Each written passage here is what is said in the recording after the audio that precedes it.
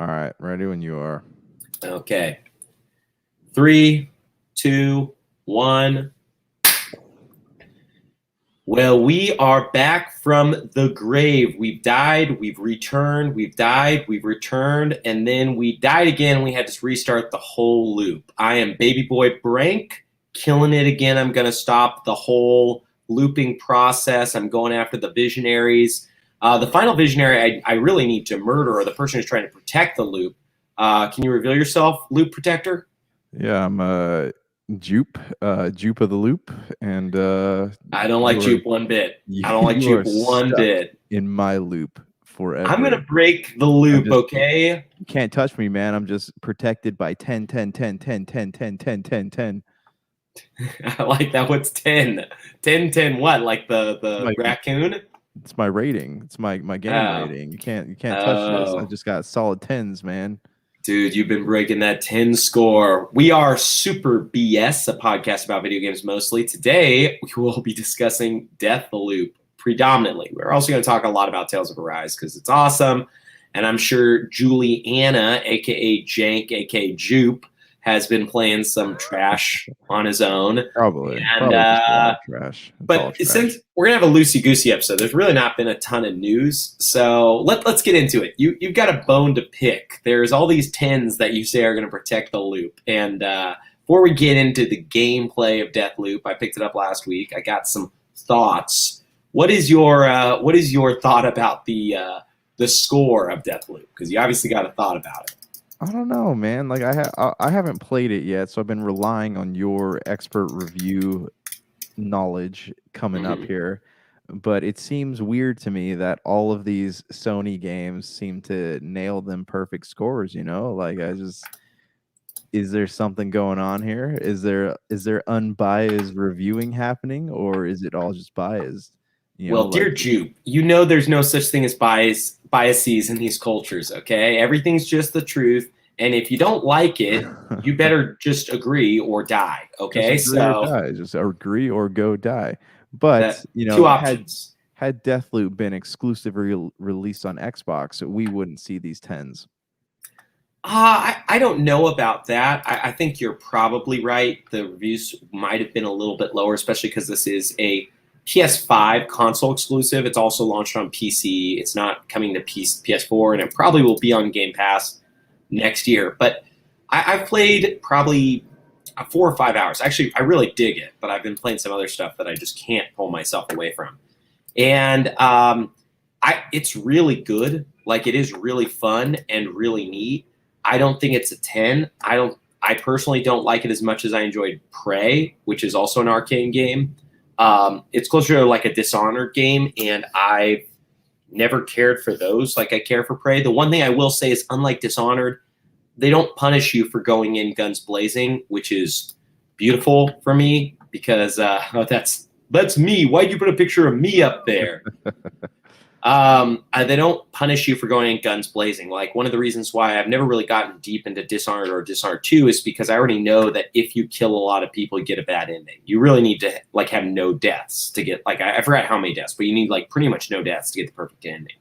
This game has nothing like that. You just kind of go through and kill anybody you want, do it stealthy if you want. There's some visionaries you need to approach stealthily, or else they will set off traps or other things.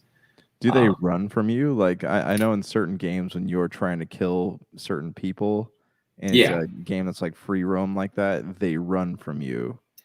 They won't run very far, and visionaries aren't like bosses. They don't like have extra health. They're the same as normal enemies. They have the same rules as normal enemies. So there's a move called Havoc, I want to say it is, and people who are listening to this who have played Deathloop probably are going to hate me right now because I can't remember the name of all the abilities. I think it's Havoc, and you can tie enemies. They have this ability in Dishonored 2. You can tie enemies to each other. So I could shoot Havoc at one enemy and shoot at another. It's a silence style ability, so people don't like get attracted when I shoot at them. And if I kill either one of those enemies, both die. And you can do that to visionaries, to normal enemies, anybody you want. I have another. These slabs are the names of the abilities that you get from the visionaries. You can also get them off of Juliana if you kill her. And she could be a human or a friend or an AI, and you can set that whenever you want in the main menu. I accidentally left it on for all people, and some guy came into that game and worked me, and it was no fun because I didn't know where he was, and he was sniping me across the map because he had obviously played the game a bit. So yeah, I mean, I wouldn't suggest playing it with that on unless you just want the worst challenge ever, because, well, let's get into the game, actually, before I get into all these nitty-gritties about the tens and stuff, because I should just let everybody who's listening know what it is. So you play as Colt. You were, and this is all explained to you extremely quickly, you were originally like the head security guard of the loop. You were the main protector. You end up, for some reason that you don't know, you end up deciding to break the loop, which puts Juliana, your number 2, kind of at your throat. She wants to kill you. Now, you're on this island that the Visionaries created named Black Reef, and what they found is every day, these 8 Visionaries who are all like really self-entitled, self-aggrandizing idiots, and they're brilliant people, but they're just like, they're essentially like TikTok, Instagram leaders, or like politicians who think that they're amazing. Yeah. You'll get like notes of them. But anyways, they found this island and noticed that there's a loop where they created something too. I don't know too much because I haven't gotten too deep into the lore. But anyways, they're on this island, and unless all 8 of them are killed, the day restarts over and over and over again. So are you on a constant timer? No, not at all. Okay. So the way the game is broken up into is like you, after a fairly lengthy tutorial, about 2 hours, you start the game the same way most times, which is like you're gonna, unless picking up from a mid-run, which is your morning, and you have 4 locations to choose from, and you'll have different notes that you find throughout the map will help you have hints. So, oh, hey, go here and kill this person. It'll drop objectives if you want. Okay. So morning, go to Carl's Bay or this other. You can choose any of the 4 places, and all 4 zones are the same throughout the day, but they look different, have different rooms you can access. They're slightly different in some ways, but they are the same zone. You can learn streets and stuff. Maybe there's a machine gun in the evening that's not there in the morning that's guarding the path, but otherwise you can go down the same path every day. So you get pretty attached to these 4 places. And so you start each session, so morning, noon, afternoon, and evening, with a loadout. You can go to a loadout screen, you can look at your notes, you can decide where you want to go next, and you can put character traits, I can't remember what they're called, but little perks, you can put them on your character. You can have up to 4 of those equipped. You can put, you can choose up to 3 weapons, and you can have these little trinkets, character trinkets, and then gun trinkets. You can equip those to guns to make them reload fast or whatever.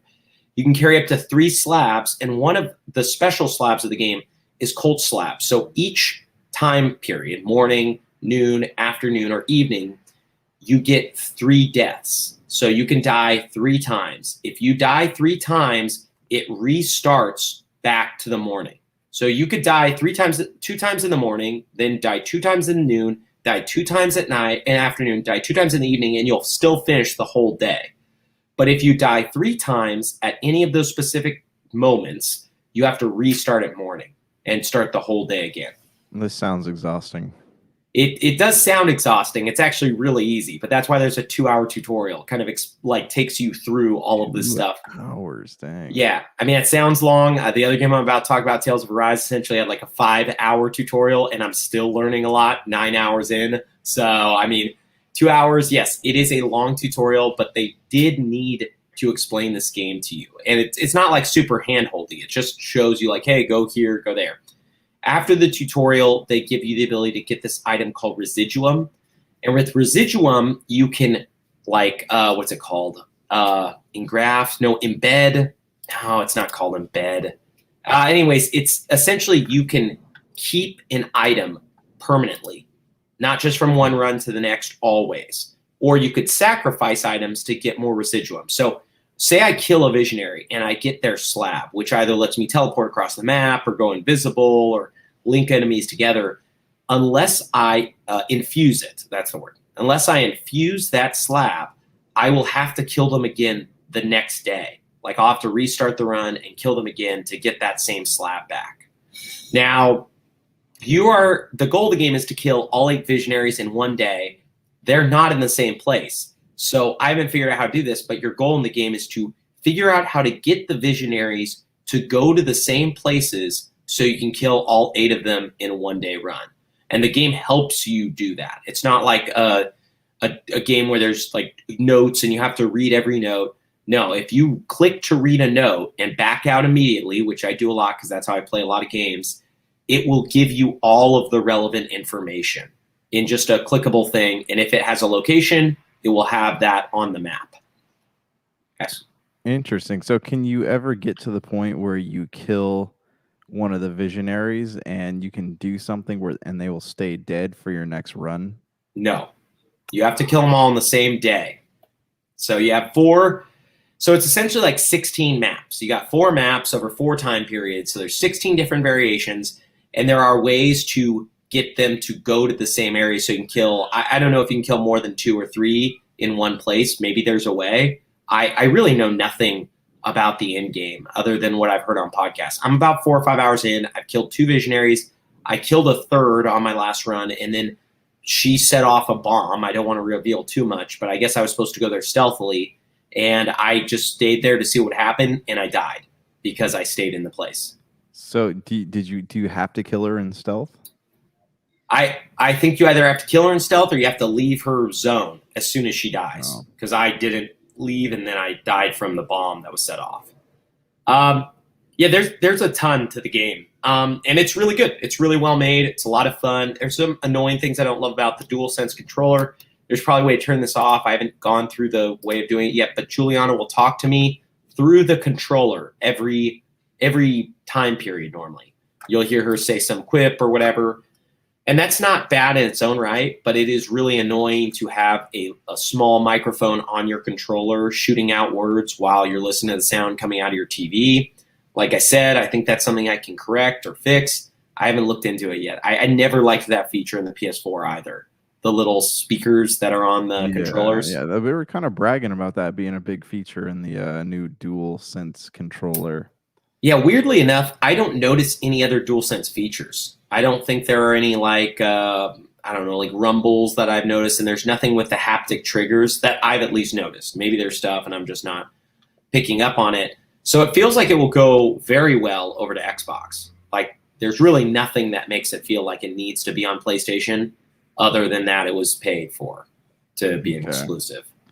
That being said, it's a great game. Like I would say if I wasn't so invested in some other games, I would probably announce it like many people and say, it's my favorite game of the year. And if I get back to it ever, which I'm hoping to, and beat it, there's still a chance because it is really well made and it is fun and it is scratching that itch of the immersive sim where you can do kind of whatever you want. The only thing that I'm not huge on that it really wants you to do is it wants you to play stealthy, you can tell. It doesn't give you enough ammo really to go in guns blazing all the time, which is what I generally like to do. That's what's going to keep me from playing this game. I don't do stealth. Like I try, but I'm just not good at it. I don't have the patience for it. But I mean, you don't have to play stealthy. That's what I'm saying. Like it wants you to, but it's just requiring me to like be more accurate with my shots, do a few other things. Like you don't have to play stealth. I've yet to really sneak around and do anything. I normally just go in there, guns blazing, shoot a few headshots off, find a few bullets here or there, and then go and repeat. You know what I mean? Yeah.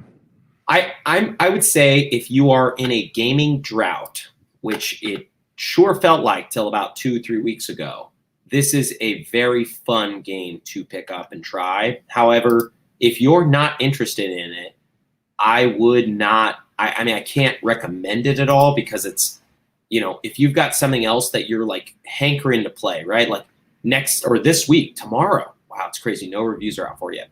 Tomorrow, Kenna, Bridge of Spirits comes out on PS5, and it looked really cool. It's like an indie title, like a bigger budget indie title. If that's what you want to play, just wait for that. It comes out tomorrow, and check to see if that's. But if you're like me, and it's like there's a couple things throughout this year. October's got Metroid, and I don't know, a few other things. Maybe I'll play Diablo 2 Resurrected. I don't think so unless I'm getting that real hankering for it. It's a great title. It's definitely top 5 of this year. on for me even. I don't know if it's number one, but it's definitely top So five. on the Brank scale, is it a 10? No. I would say because it's different, it probably deserves to be higher than Ratchet and Clank would be for like review scores. But Ratchet and Clank is so beautiful too. If I was like, it's hard. They're both, to me, they're both like 8.5 to 9 games. Do you know what I mean? But I'm glad Yeah. it got a 10 because if it didn't get a 10, well, if it would have got 9s and 10s, I would have got it. But if it didn't get like 10s, I don't know if I would have gone out there if it got like 7s and 8s. Now, I think it's better than a 7 or an 8 game, but if this game came out in 2017, we would not be talking about this at the end of the year. Yeah. You know what I mean? Like, it's really neat, and it does something really cool with its time loop, and it essentially acts as like a roguelite that you can do tons of stuff with, but you don't have, I mean, it's not the same as a roguelite. You're not losing every time you die. You're not just restarting, you know? Like, you've got plenty of lives, and you're bringing lots of things over, and you keep all the information that you found. Yeah. So I didn't know this, but Kena Bridge of Spirits is a digital only game, it says. Yeah, it was. They kind of showed that off quite a few times last year. Actually, I spent a lot of time with it last year. Excuse me. And it comes out tomorrow, which is super strange. And they haven't really. There are no reviews, so a lot of people are worried. There's a Reddit leak, which I think is fake. I don't think it's true because it's a Sony title. I've never seen this low of a score. But it's not Sony. It's developed by Ember Labs. But I just would be amazed if this was the actual rating. But somebody put a leaked image of Kena Bridge of Spirits with a 4 on it from IGN. Oh, geez. That's now, pretty bad.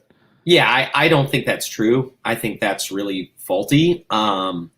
It is just weird to think like you could play Kena Bridge of Spirits in like 20 minutes when we're recording this. Which is 9 p.m. Pacific time on Monday night, but you cannot find a review out till tomorrow at about 10 a.m. So there's just always something weird about that. I didn't like that when a lot of companies have done that. It just makes you feel a little bit shady. Like, is it bad? Are you guys hiding this? Why is the review embargo so late? Like they know that the game is not good. But they're trying to make some money off of it before that gets out. Yeah, so I mean, like I said, that's not Deathloop, but if there's other titles that you want to look into, great, like that. But yeah, I would say I like Deathloop more than Ratchet and Clank, and I liked Ratchet and Clank. I thought that was a really fun title. What was the new one called? A Rift Apart. That was it. A Rift Apart. But yeah, I thought it was a really fun title. I just looking at the two, it's like, yeah, Ratchet and Clank was prettier and it was fun and it was junk food. But looking back now, outside of the few jokes I had and the fun it was to play, it's like didn't really do much new stuff, Kind of my similar feeling with Death's Door. Like I love Death's Door. I think it's great. It was in my top 5 for the year. I don't think it will last anymore because it's essentially Hyper Light Drifter, one of my favorite titles from a few years ago, just slightly better looking and with some different features. So in some of those ways, that's how I felt about Ratchet and Clank. Whereas Deathloop, I didn't jump on to Dishonored. I'm sure somebody could pick on this and be like, this is just Dishonored instead of an open world, though. You're doing this time loop thing. It's like, or whatever. I feel like Dishonored 2 feels like an open world, but it might be, limited. It might be more linear than I know. Well, here's the thing about Dishonored. It was a fun game, but it was not like by any stretch of the imagination an amazing game. Did you play them? I only played a little bit of 1 and more of 2, but not much more. So I played the first one to completion. I never played 2, but it's on Game Pass. Again, it was fun, but it's not something that I look back at and I'm like, you know what? I would love to revisit the world of Dishonored. Yeah, I mean, so if that's how you feel, Deathloop is probably not for you. Yeah, because that is what this game is really in a nutshell. It's a new take on Dishonored where people like me who really fell off because of the consequences for your actions are encouraged to just replay these 4 zones over and over again because there's no consequences. And it's pretty fun. You know what I mean? But otherwise, they're very similar. I like Dishonored 2's world more, but Deathloop is easier for me to sit down, enjoy, and not worry about everything like Dishonored was. Yeah. I have a lot more to talk about. Before I get into more of the stuff I've been playing, what have you been playing, my broseph?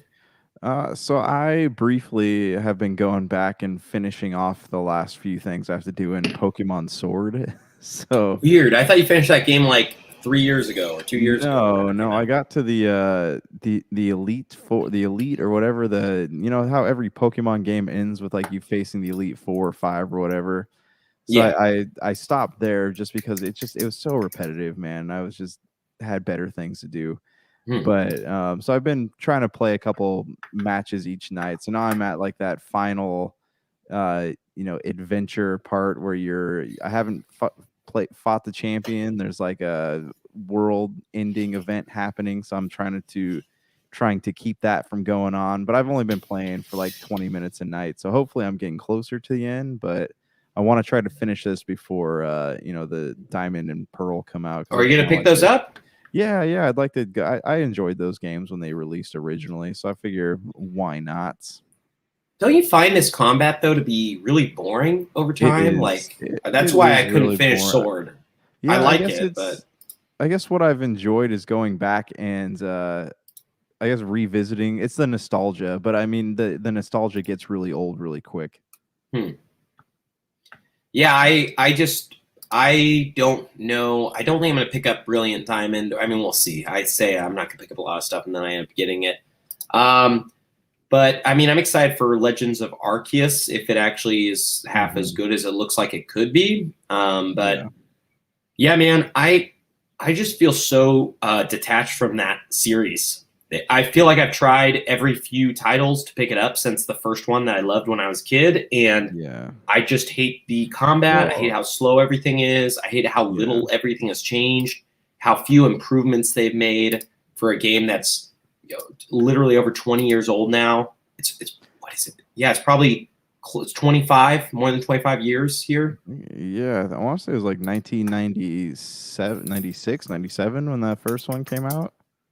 So we got it later than Japan did, but I want to say so. Our oh wow, okay. According to the internet, which has never been wrong before, which is yeah, I knew it. That was totally wrong. The first screen showed me 1998, but Pocket Monsters Red and Green was in Japan in 96. Okay. So yeah, so it was a 98 game here. Yeah. Yeah. So I mean, I do have fond memories, but I also think that like for you and I, like as gamers, like our tastes have evolved in terms of like RPGs. Like we're Final Fantasy has just gotten better and better with each release, right? Like, or not, maybe not story wise, but as far as like graphically how it looks and the mechanics added in. But Yeah, so I think every that game like besides 13. I would have to disagree with you on 13 just because I right, hated that yeah, combat system. yeah, But I didn't. I feel the same, but what I'm trying to say is that like our expectations for like these types of games have like keep going up, and I think Pokemon is just very slow to kind of grab onto those trends, and yeah, in that world it feels like nothing has any consequences. Like even the villains are like happy, and like, oh, we're gonna be friends after you defeat me in a Pokemon battle. Like yeah. there's no consequences happening in there, and I think that's what kind of turns me off of those games sometimes.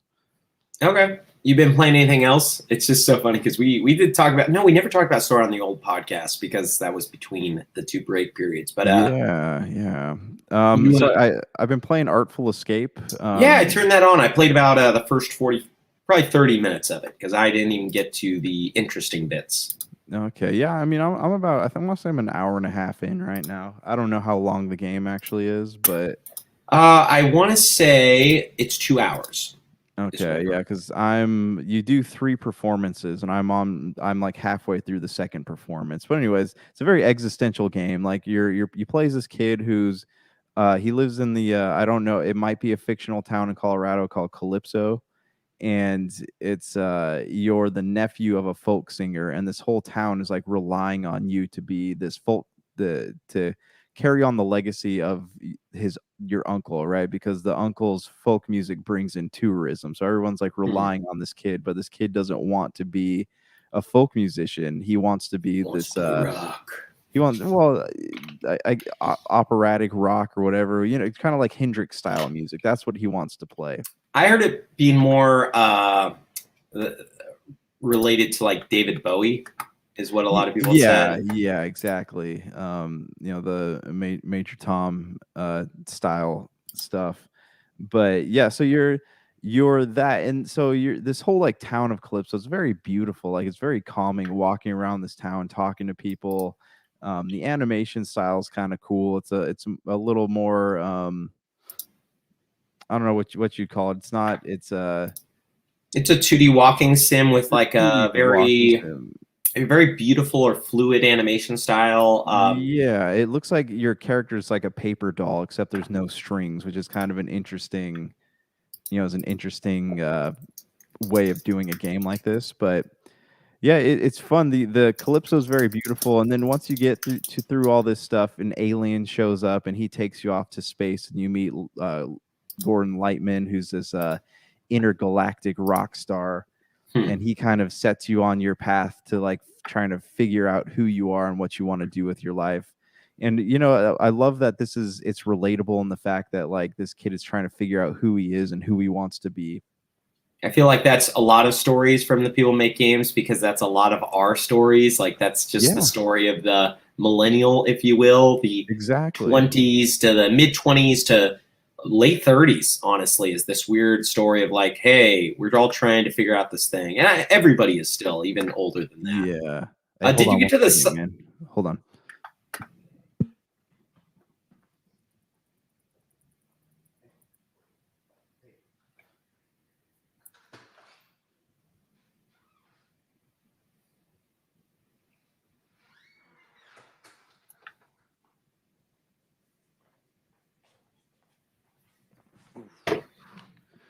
So, no worries. Sorry, dog was wandering around by the door. Thought it had to pee.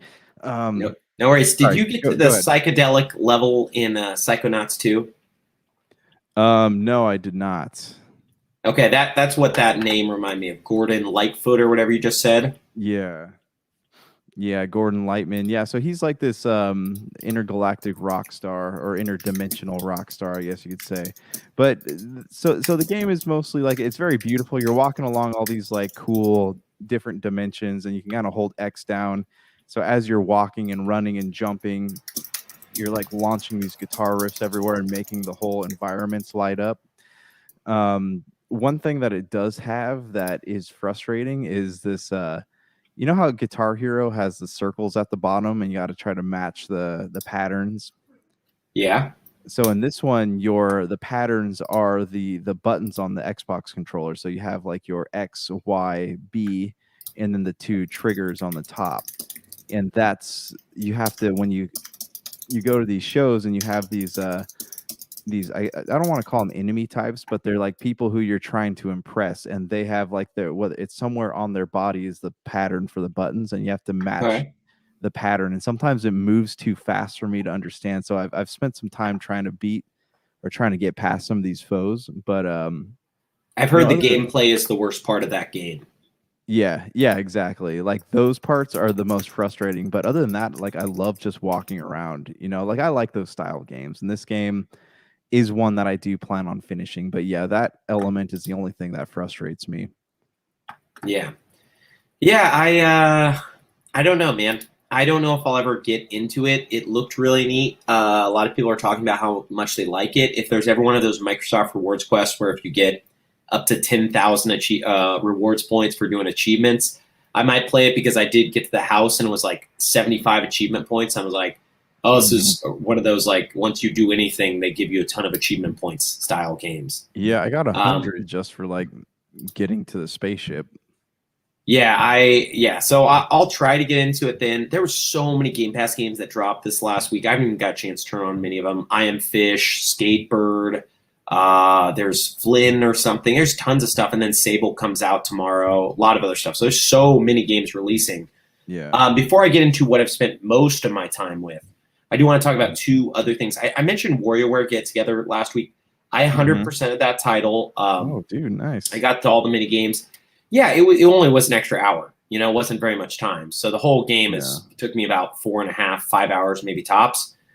It's fun. It's hard to recommend. $50 for a game that is probably the most uneven WarioWare I've ever played. Yeah, I really right now what's going on in my head is I'm fighting myself whether I want the collector side of me that just wants to keep it because it's a Nintendo Mhm. title, and the frugal side of me that just wants to sell it because I know I'm never going to touch it again. You know, so Yeah, I it's mean, weird. it came out at a $40 price point, so I don't imagine 50, it's going 50. 50. So I mean, it's not Yeah. like a $60 title, which you know is going to like stay at $60 for a long time. So I don't. I mean, the choice It's is yours, I think it man. will But hold its I think it's going to hold its value, but at the same time it's like I don't know if it's going to hold its value in the used market because it's so short. I can imagine a lot of people flip this thing, like they pick yeah, it up because it sounds super fun. They realize like, oh, they found all the mini games. What else are they going to do with it? yeah. I mean, Well, it's not like anyways, it's a Mario Odyssey or Zelda Breath of the yeah, Wild, though. It's not even it, close to being it's a one of those. bummer. Yeah, it's a bummer because I love the WarioWare series. I do think they're that great. I think if it was a bigger title, I wouldn't even hesitate to just keep it because I love how crazy and fun that series is. Yeah. But it honestly felt like an iPhone game that they sold for $50. Like even the way you move up the map, it's just like you go up the simple Mario 3 style map where you can choose left or right, and then you go up, and then you choose left or right, and then you can go up the middle. And it's just so boring on the outside. But once you play the micro games, they're really great. However, like I mentioned last week, the controlling of the characters, them all being uneven, the fact that you can upgrade them, but it does nothing. There's just so little to go back to. Yeah. Yeah, like I said, I'll probably get rid of it. I hate selling games. I got to like package them and do all those things. But this is something where it's like, hey, I got my value out of it. I got, it probably will cost me $10. Got the $10, out of it. It was a lot of fun. Yeah. I also picked up Eastward. I picked that up actually. I pre-ordered that one a while ago. I don't know if you remember the Nintendo Indie Showcase, whatever they did the day the Axiom Verge 2 released. We talked about it on the podcast. This was in August, I want to say. Eastward. Yeah. Anyways, if you remember the Nintendo Indie Direct where they did showcase, where they did the Indie World Showcase, where they did Axiom Verge 2, it stealth dropped. The end of that showcase had a Oh game called Eastward, yeah, I remember and this. it is so beautiful, man. It is so cool. It pains me that it came out at this time because honestly, I think there's a lot there. It's not a very in-depth game, so it needed to come out at a time where I had less to play because it is really just cool to look at. Like every time anything happens, I enjoy it. The combat itself is very Zelda-like. It's really simple, just kind of hit stuff, top-down Zelda-like. But all the characters are so unique, and the story is interesting enough that I want to get deep into it. That being said, I will discuss my first 2 hours or so with the game, which has been nothing other than just it's sublime. It's so cool. Like you look at it, it looks like Earthbound, looks like all these things. Bummer is, unlike Earthbound, it's not an RPG. There's no leveling up, as far as Okay, I can so that tell. that was going to be my question here. What do you do in this game? So I am very early on, about 2 hours in, and so far you're the dude, the guy in the back with the jacket, and you're here like the caretaker for Sam. Something happened with her parents. I don't really know yet. You're underground at the portion I'm at. I'm not even above the ground yet. And you're just kind of doing different things. Like the first day you go to the mine, you have to kill these slugs. So you just honestly just whack a bunch of slugs. You hit Y to attack, and you just hit slugs with a frying pan. And then you have to go get your frying pan fixed so you can cook dinner. So you can take to this other guy, and he fixes that. But it does seem like there's going to be more stuff that opens up. Like there's a shop that lets you buy stuff, and you can buy upgrades for your bombs and upgrades for your backpack. They're all fairly shallow. It's not like super in depth. It's like, oh, you can either get more bombs or they can do more damage, and maybe you'll be Yeah. able to get both at some point.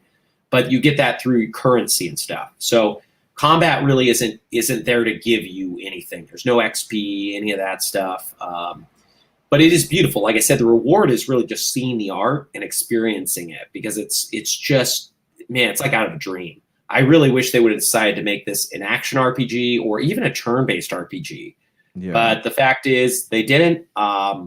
And it is fun, but I am playing Tales of Arise. We talked about this last week. Yeah, I yeah, this have is one played I've been so curious much of that about game. this. Okay, Yeah, so man. you're digging it. You're digging it. I really dig it. I am trying to think the last time I've enjoyed a JRPG like this. Like I liked Bravely Default 2, that was cool. This game is way more anime and stuff that I can't But stand normally, but it it is also seems fun. less anime than the entries in the Tale series before it. I've been watching Oh some yeah. videos of it. Yeah, it's It's way got a less anime than the past, but it's yeah. still like anime than like the I don't like this, tropey stuff. Characters are dumb. Dr. Donna and I were discussing it, and he shared a picture that I just love. This was a dialogue scene from earlier. You're walking around talking to some other guy. It says, "After working with my hands all my life, I can't hardly see nothing with these old eyes anymore." It's like the dumbest translations ever. So he said, after working with my hands my whole life, I can't hardly see with these eyes anymore. Yeah. It's just like a lot of really silly things. It's really dorky. The first boss is the Lord of the Fire Master Core, and there's all that like really tropey junk in there. But dude, the combat is fun. The overall story is just fun. It's like, hey, you're pretty much like fighting to free these slaves, essentially the people who lived here, from a totalitarian government that's taken over all these different districts, and Yeah. you're working together with the people to do it. But even the story, like even if it was trash, which it's fairly enjoyable, I like it, just the combat alone with all of the stuff there is to do. There's a crafting system where if you kill enemies, they'll drop resources, and you can cook stuff when you go to bed that will give you more or a better chance to get better resources or give you more defense or whatever. There's a skill system, a skill point system that lets you upgrade different stuff that's different from your leveling system. There's also, when you use special attacks called arts, if you use them a certain amount of time, they unlock more arts, and every art has a thing that it can unlock. There's just so much to the game that every time I fought, I pretty much had fun and I got something for it. It didn't feel Okay. like those slogs where you're like, oh man, and yeah, maybe there's 5 fights in a row where I don't level up, but the fights are quick. And yeah, it's dumb. They're not on the map. You go to a screen where you fight them in, but there's really no loading on either the front or the back end. Just shows you the enemies and then you fight, and then it's immediately back to the field after you kill them. Yeah, man, it's good. I really like it. Yeah, it could be better in a lot of ways. They have a combat button remapping, but they don't have world map button remapping. They have certain things you can't remap. They've got tropey, annoying dialogue and bad translations. They've got a world that doesn't feel huge because you're pretty much walking through like 2 places to get to the next kingdom. So it doesn't feel like it's like, the Final Fantasy 13 when it opened up, or Final Fantasy 15, but it's kind of always moving. Like you think about Yeah. Final Fantasy 15, I love that game, but you're on that first map for a long time. It only really starts moving quick when you leave there, and that's because they don't let you explore the second map at all. Yeah, so this is one of those games where it's just like, hey, they made a pretty linear looking Final Fantasy 10 like, but the gameplay and combat is just good and fun, and you could use all 6 party members, not in battle directly, but as like moves that you can use that they'll all charge up. It's cool. I haven't liked a Tales game since Symphonia launched on the GameCube in like 2003, I think was when it came out. And I liked that one. I almost finished half of it. 2004. I want to say I almost got to the second disc. It was on GameCube, and it was 2 of those mini discs. Yeah, this one is a lot better. I don't know if I'll beat it, but I'm having a blast right now. So, are you Yeah. thinking about getting it? Yeah, I've been actually strongly considering it. So I almost went out today and picked it up. But If you go to Walmart, it's $10 off if you want to yeah, physically. that's what I was leaning on going. I just haven't made it over there yet. So yeah, who knows, man? Maybe I'll grab that and I'll pick up Sonic Colors finally. I was at Target this weekend. I just like they didn't have Tails, and I figured Walmart I can get Sonic for cheaper, so I didn't pick anything up. So maybe next time I'm at Walmart, I'll grab both of them. Yeah, man. I mean, it might not be for you. There is a demo. I would definitely suggest, for anyone listening who's on the fence, try out the demo. If you hate that demo, then you're going to hate the game because that demo is just like basic combat. But I came away from the demo really impressed because the last Tales game I had tried was Vesperia. I had like a Microsoft rewards quest to do. I can't remember what I had to do. I had to do something in Vesperia, and I hated it. I hated it so much. I did not want to play a minute of Tales of Vesperia. I played whatever the last was. Was Vesperia the last one? That's the one that's on Game Pass right now. Okay, it's not the last one. The last one was like Berseria or Berseria, okay. and that was the one we made fun of when we started the podcast. That game is that game was only on PS4. Yeah, PS4. Yeah, I'm looking at it on Amazon. I did play Vesperia on Games Pass, and I enjoyed the first couple hours with it, but I didn't play anything past that. Yeah, I mean, I don't know what to say other than like it is, and this one's blown up, dude. It sold like 1 million copies in its week or whatever. So it's neat. I would say if you have any interest, even an inkling, check it out. And if you don't like it, whatever. You downloaded a demo. It's 4 gigabytes. If you do like it, it is probably the closest thing to a big budget, full scale JRPG that's going to come out this year. The next closest game is Scarlet Nexus, and I just think this game is a lot better looking and more fun. And I liked the Scarlet Nexus demo. I almost picked that game up just because I liked that demo so much. Yeah. So,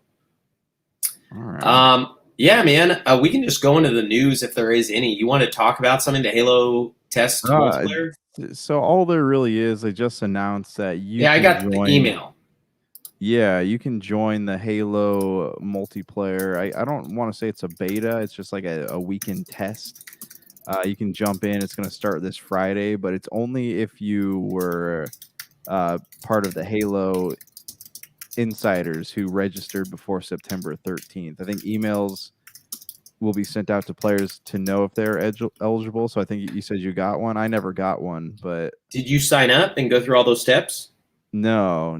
Okay, so you have to do that. So you got to do it. It's not like long, but it's not just like enter your email, you're done. You have to sign up for Halo Waypoint and do all these other things. Anyways, I just got the email today. So it sounds like they're going to send me another email this coming weekend, which is terrible because I am like super booked this weekend. And the following weekend, they are going to have the test data stuff. I'm going to hopefully jump in, for a few matches. We'll see how much or how long it runs. Like, I don't know if it's timed. There's a lot I don't know, but we'll talk about it here. If I get in, I would say, sign up. But it's one of those things where it's like you're not missing much. I'm going to go in there and check it out just to see how it plays. But like, I'm not super excited if I'm being honest with you. It's like this is a limited time beta. Like, I'm more excited for when Halo comes out. I'm actually more excited for the single player. Like, I love Halo multiplayer, but it's been a while, man, since I've been into Halo multiplayer. I remember the heyday, playing with people, and I loved it. But someone who doesn't really play a lot of multiplayer these days, I'm more excited about the single player campaign. Yeah, I'm hoping that it's just good. I'm hoping it comes out, man. I have really dude, let's see. The IGN review of Kenneth Bridge of Spirits launched, so I guess they didn't have to wait till the game came out. Let's see what the score is. Dude, it got an 8. Oh, that's not bad. Yeah, so all the people worried or whatever, and that's honestly what I was thinking it would actually get, is kind of those higher range. That's why the 4, I was like, that's weird. Yeah, it is. You do have to wonder if the same problem you posed with Deathloop is happening here, where it's like a Sony bump, because there's quite a few 10s that I'm looking at on Metacritic, and there's a lot of 9s. But again, it's pushing someone like me to want to play it now and go and pick it up. You know what I mean? So it's I know. I kind of want to download it tomorrow. Yeah, I would like to as well. The problem is I got Deathloop and I got all this other stuff. I'm never going to get to play it, but it is totally the type of game I like to play. People are saying it's like the N64 GameCube era of Zelda, Okami, and Star Fox Adventures. Mm-hmm. And I loved that stuff. I absolutely loved those games. Are they the best ever? No, but I would I'd be down to play them again. You know what I mean? It, So, it kind of reminds me of Cameo a little bit. well, I I think that's mean, what was like intriguing me about it. yeah, I mean, that's what it looks like, but thankfully, for the sake of it, it sounds like it's more like a 3D style Zelda than it is Yeah. Cameo. I did not like Cameo. Like, I didn't think it sucked, but I didn't play it when it came out, so I tried going back to it during the pandemic, Okay. Yeah. and it was Yeah. It's just not it's doesn't not hold great. up well. Yeah, I remember enjoying it, back when it came out, but I don't think I could go back and play it. Well, yeah, I mean, tangent real quick. Like that game, it would have been better as a collectathon thing than what it is, which is Mhm. like some weird linear go through places, solve something, get something, like it has all the makings of like a Metroid 3D Banjo Kazooie collectathon hybrid where you're getting new abilities and accessing new zones. But not only did all the abilities feel really shallow, but they didn't really, in my experience, which was very short lived, it's not like I can go back to the old zone and use new ability to do something further. It's like, go to the next zone where you're now going to need all four of those abilities. That's what I saw. Yeah. You beat it. I don't know if it's that way, but Yeah, it is and it isn't. The abilities are hard to use, and it's hard to know when to use them. So I wasn't really back when I played it. I wasn't really the stick with it type of person. So I never finished the game, but I do remember like having fun, a little bit of fun with it. yeah, I don't know, man. I have like no hope that Cameo will ever come back, and it bums me out. I was so excited for that game when it was an N64 title and they showed it back in the day, and by the time it came out on 360, or actually no, I feel like I first saw it on the original Xbox was when I first saw the tease. Yeah. By the time it came out on 360, it was not the title I wanted to play. But anyways, yeah, hopefully we'll have more stuff to talk about next week. And there's like really no news, honestly. But yeah, man, there's a lot of stuff for you to play. I'm digging Tales, but Tales. I feel like the problem for you is you always choose these big, big, long titles, and Tales is the longest of the titles we've talked about. Deathloop's like supposed to be 14 hours. Eastward's long too, but Kenna's 20-hour title. Tales is Yeah. like 50 hours. So Yeah, it's I don't know, man. Like I like those longer games. Like I like investing my time and things like that. I know. My bro, you got anything to say before we hit the road? No, that's it, man. Hopefully we'll have a little bit more news to chat about here next time. It's weird. Till the Game Awards, I feel like this is a pretty dry time. However, the Tokyo Game Show starts at the end of September, so we might get some stuff there. But we'll see. Yeah. Yeah, and that's coming up right around the corner, and I think Microsoft has some stuff going on there. Yeah, Dr. Donna said Microsoft already announced they aren't announcing anything new. So we'll see what this means for everybody. But that will be for another day, my man. Anyways, we got to get back to gaming and doing all those sweet, sweet things we love. Word to your mother. Peace.